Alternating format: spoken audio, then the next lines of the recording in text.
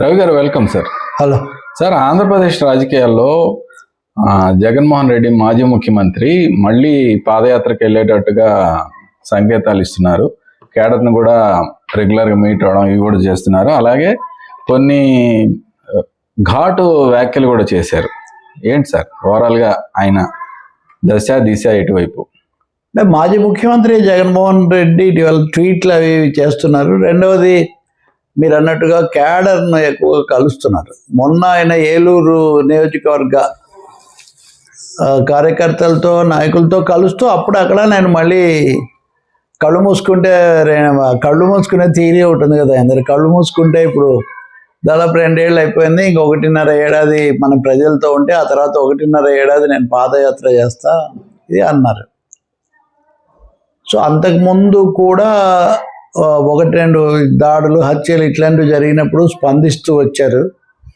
ప్రతి విషయం మీద ట్వీట్ పెడుతున్నారు. ఈ మధ్య ఆయన యాక్టివ్ ప్రొఫైల్ మెయింటైన్ చేస్తున్నారు. అయితే నిన్న ఆయన మీడియాతో వివరంగా మాట్లాడారు.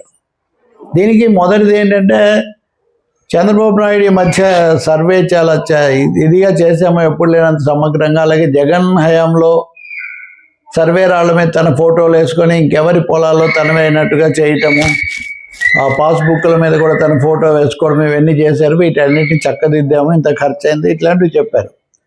సో నిన్న జగన్ ఈ రెండింటికి కూడా సమాధానం అని తన మీడియాను పిలిచారు. ఇంగ్లీష్లో విడిగా, తెలుగులో విడిగా కూడా చాలా వివరంగా మాట్లాడారు. అందులో మొదటిది ఏమంటే, ఈ సర్వే అనేది నేనే మొదటిసారి బ్రిటిష్ వాళ్ళ తర్వాత చాలా శాస్త్రీయంగా చేశాము, ఆధునిక పద్ధతుల్లో. అది కూడా భారతదేశ సర్వే ఆఫ్ ఇండియాతో మేము అవగాహనకు వచ్చి చేసాము. దేశంలోనే ప్రథమ స్థానం అని 400 కోట్లు మాకు ఇది కూడా కేంద్రం ప్రకటించింది. ఇట్లాంటి దాని మీద దుష్ప్రచారం చేసి చంద్రబాబు నాయుడు ఇప్పుడు తను ఇచ్చింది కూడా మా పాస్ పుస్తకాలే, ఈ QR కోడ్లు, ఈ వివరాలు ఇవన్నీ మేము పెట్టినవే అని ఆయన చాలా వివరంగా చెప్పుకొచ్చారు. అయితే మీకు గుర్తుండే ఉంటుంది, గతసారి ఎన్నికల్లో ప్రధానంగా ఈ 2 అంశాలు, అమరావతి నుంచి మార్చడం, ఈ పాస్బుక్ల మీద ఫోటో అన్నది ప్రధానమైన చర్చనీయాంశమైంది. లాస్ట్లో ముఖ్యంగా లాస్ట్లోనే అది కూడా ఒక పెద్ద విశేషం. నాకు తెలుసు బాగా ఎన్నికల ప్రచారంలో తెలుగుదేశం మాట తేలేదు. చివరి 15 రోజులప్పుడు హఠాత్తుగా ఇది ఒక బ్రహ్మాస్త్రంలాగా ఉపయోగించారు. అదొక కీలకమైనది గ్రామీణ ఓట్లను మార్చడంలో. ఇక్కడ విచిత్రం అంటే, జగన్మోహన్ రెడ్డి ఇప్పటికి కూడా అది ఏదో ప్రచారం జరిగింది, పక్కదో పట్టించారు అలా కూడా చెప్పట్లేదు ఆయన. అసలు అదేం తప్పు కానట్టు. ఇప్పుడు తప్ప ఒప్ప దేని మీద ఆధారపడి ఉంటుంది? ప్రజలకు ఏ సందేశం, సంకేతం వెళ్ళింది, దాన్ని బట్టి ప్రజలు ఎలా తీసుకున్నారు, అదే కదా ఇక్కడ ముఖ్యం. తప్పకుండా భారతదేశం లాంటి దేశంలో నీ పొలంలో ఆయన బొమ్మ ఏంటి, నీ బుక్ మీద ఆయన ఫోటో ఏంటి అంటే ఖచ్చితంగా అందరిలో ఒక ఇది వచ్చింది. దానికి తోడు సరే సర్వేలో ఇవన్నీ మార్పు అయిపోయిందని ప్రచారం జరిగింది, ఓడిపోయారు ఘోరంగా. దానికి ఇదొక కారణం.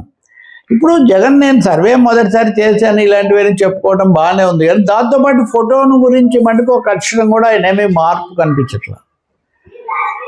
ఇంకొకటేమో ఏదో బొమ్మ ఉండాలి కదా, బ్రిటిష్ వాళ్ళు వేసిన రాళ్ళు ఇప్పటికి కూడా ఉన్నాయి, దాని మీద వాళ్ళ వివరాలు ఉన్నాయి అన్న పద్ధతులు. అంటే తన ఫోటో పెట్టడం అన్నది కూడా పెద్ద సమస్య కాదన్నట్టు మాట్లాడుతున్నారు. అదొకటి మనకు ఆశ్చర్యం కలిగిస్తుంది. ఇప్పుడు అమరావతి విషయంలో కూడా అంతే.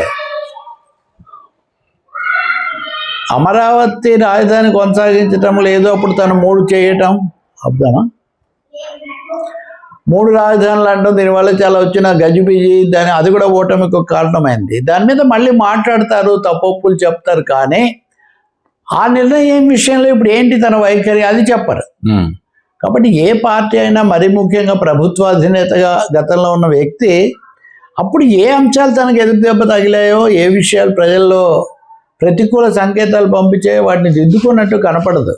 అమరావతి మీద ఇప్పుడు కూడా మాట్లాడారు. ఉదాహరణకు, ఒక చదరపు అడుగు కట్టడానికి హైదరాబాద్లో 5 స్టార్ హోటల్ కూడా 4-5 వేలతో కడతారు, 5 వేలతో కడతారు. అట్లాంటిది అమరావతిలో చదరపు అడుగుకు 10,000, 12,000, 13,000 ఖర్చు పెడుతున్నారు. అవినీతికి అనకొండలుగా మారిపోయి ఈ పద్ధతిలో విమర్శ చేశారు. కానీ అమరావతి మీద తన పాలసీ ఏంటి, తను ఎక్కడ గజిబిజి వచ్చిందో వీటిని చెప్పడం లేదు. సార్, ఇందాక మీరు ఒక మాట అన్నారు, కళ్ళు మూసుకుంటే 1.5 year అయిపోయింది. అంటే ఈ 1.5 year కూడా ఆయన అసెంబ్లీలోకి అడుగు పెట్టకుండా కళ్ళు మూసుకొని గడిపేస్తారా? అది చాలా స్పష్టం. ఎందుకంటే అసెంబ్లీకి వెళ్ళకపోవడం గురించి కూడా అడిగారు, ముఖ్యంగా నేషనల్ మీడియా. ఎన్నిసార్లు అడగాలి, ఇదే చెప్పాలి, ఇదే ప్రశ్న అని కొంత విసుగుదల ప్రదర్శించి తర్వాత చెప్పారు.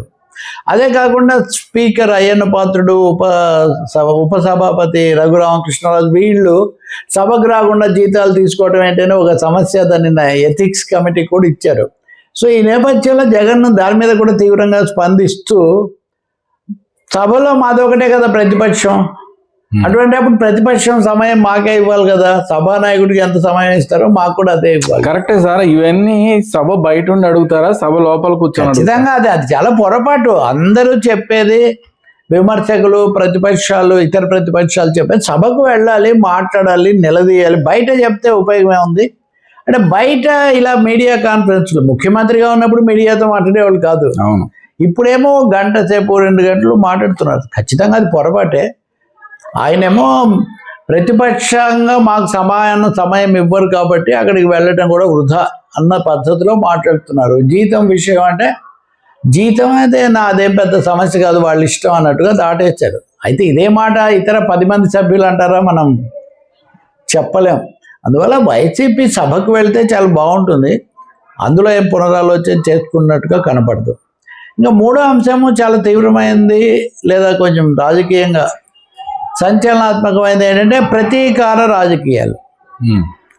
రాష్ట్రంలో రెడ్ బుక్ పాలన నడుస్తుంది, మా వాళ్ళని కూడా వెంటాడి చంపుతున్నారు. ఉదాహరణకు పిన్నెల్లి అనే చోట సాల్మన్ అనే ఆయన్ని చంపేశారు.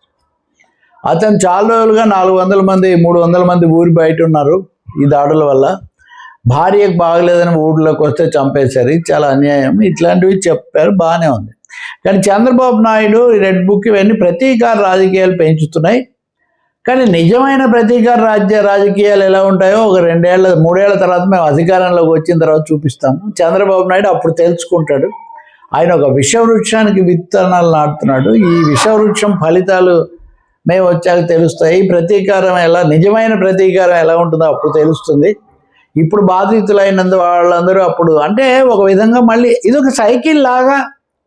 గతంలో జగన్మోహన్ రెడ్డి చేశాడని వీళ్ళు రెడ్ బుక్ పెట్టి వీళ్ళు చేస్తే, మళ్ళీ వీళ్ళు చేశారు కాబట్టి 3 ఏళ్ల తర్వాత వచ్చి మేం చేస్తామని చెప్తుంటే, మొదట్లో ఓడిపోయాక జగన్ అనేవాళ్ళు కదా, 7 సముద్రాల అవతలు ఉన్నా కానీ వదిలిపెట్టాము, రిటైర్ అయినప్పటికీ పోలీస్ ఆఫీసర్లను తప్పుడు కేసులు పెట్టిన వాళ్ళని తెచ్చి చేస్తామని.